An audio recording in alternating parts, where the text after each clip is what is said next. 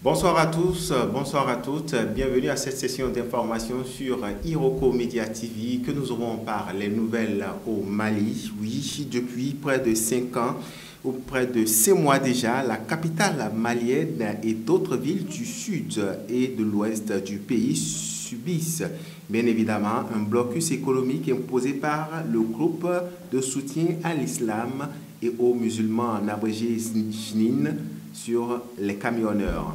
Le groupe djihadiste affilié à Al-Qaïda a interdit aux routiers de convoyer du carburant à destination de Bamako. L'économie locale est affectée, mais aussi l'État est à pied d'œuvre pour contrôler la situation.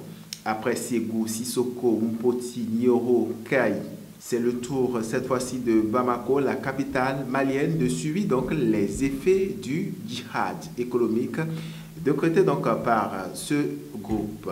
Et dans le reste de l'actualité, cette fois-ci, nous sommes au Soudan. L'ONU, cette fois-ci, qui prolonge d'un an le mandat de sa mission d'enquête sur les violations des droits de l'homme. À Genève, par exemple, le Conseil des droits de l'homme a décidé lundi 6 octobre 2025, justement au soir, de prolonger d'un an donc cette mission d'établissement de frais lancée en 2023 au Soudan.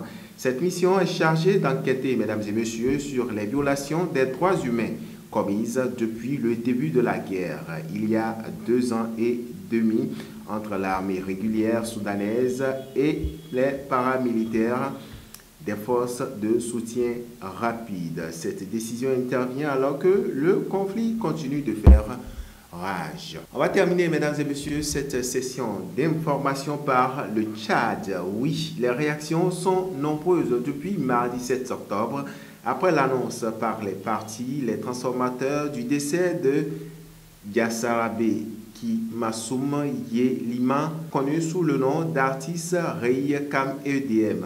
Âgé de 36 ans, il serait décédé des suites d'une maladie selon des membres de sa famille, cités par les médias locaux qui n'ont pas donné plus de précision. Raïs Kim EDM, de son vrai nom, Djirassabé Kissoum, donc artiste, musicien, rappeur et slameur tchadien, il s'est donc éteint des suites donc, de cette maladie-là, et son clip Rendre le pouvoir, sorti en septembre 2022, a fait sensation. Et voilà qui vient mettre un thème à cette session d'information. Merci à toutes et à tous de nous avoir suivis. D'ici là, portez-vous bien.